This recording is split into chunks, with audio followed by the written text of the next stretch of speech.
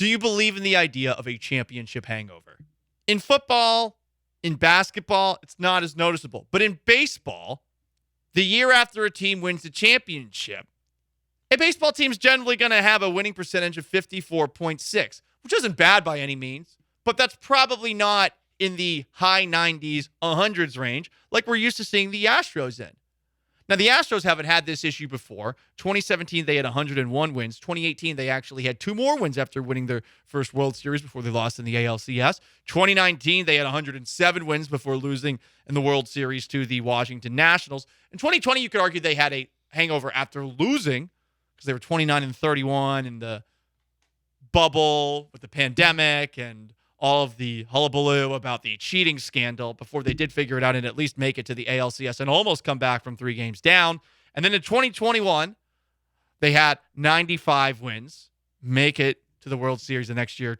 This past season, they had 106, the second most in franchise history. It hasn't affected the Astros before.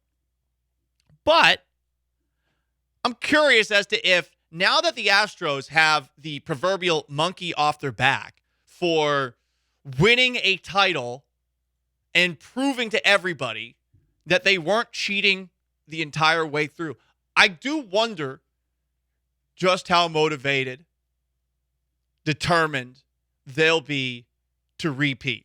I think it is only natural after accomplishing something like this that maybe you're not as engaged, locked in as you were the year before.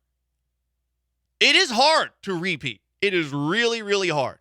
In baseball especially, but in pretty much all sports, it is very difficult to be a repeat title winner.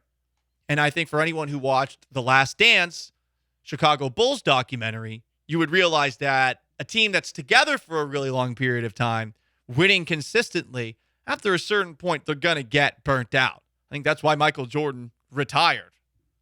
I think he was just burnt out. He came back with Washington Wizards when he missed the game. Obviously wasn't the same experience for him in Washington that it was in Chicago. I don't think the longest tenured Astros are in any danger of perhaps going through a hangover in this 2023 season. I would say for Jose Altuve and Alex Bregman, it actually might be a relief to finally be able to say to everybody out there, and Lance McCullers to a lesser extent, hey, we did this naturally. We've been doing this all the way.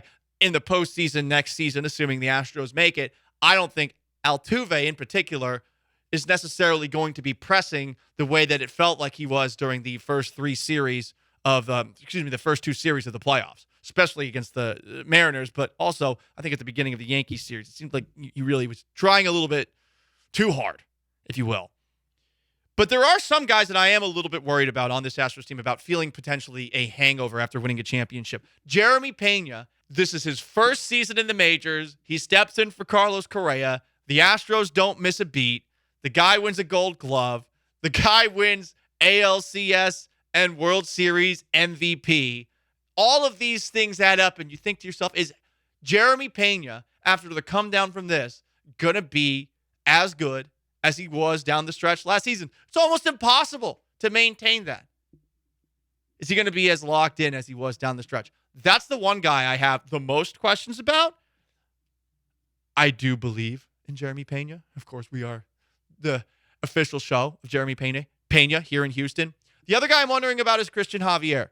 Christian Javier is probably going to be elevated into a much more important role with the Astros. Is he going to be their second pitcher in the rotation? That's where I would put him after the way that he looked in the postseason. I think Framber Valdez, because of seniority and because of what he's done the last couple of seasons, he is your opening day starter. But I think Christian Javier elevates as well.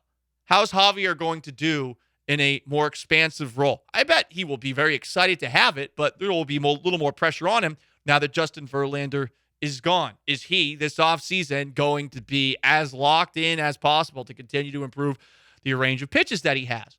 And then the last one that I will bring up is Framber Valdez, who finally shook off those postseason issues and had the most consistent season of his career. Is he going to be able to keep that up too? So those are the 3 guys I have the biggest questions about whether or not they might have a championship hangover going into next year. But you can weigh in as well. From the 936, I think the Astros will have the mentality of y'all disrespected us, talked us down, and our accomplishments. We showed you we can win without cheating. And now we're going to shut you up for all that bleep you talked since 2020. Eric the driver. Well, they've done that, haven't they? At a certain point, there is nobody left to conquer. And now it is a matter of, do you want to become historic? And I think all these players want to. And you heard Alex Bregman on the Pardon My Take podcast say, yeah, we're ready to get back to it. But this is going to be tough to continue to do what they've been doing. They continue to see guys go elsewhere. And it's not like they're going to fall off the face of the earth because Justin Verlander is leaving. But I do think they are very slightly worse right now than they were at the end of the year.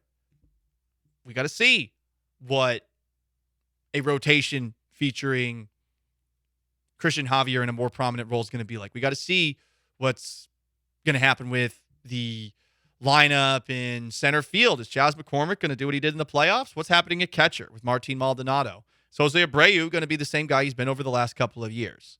They don't have anything left to prove. They don't.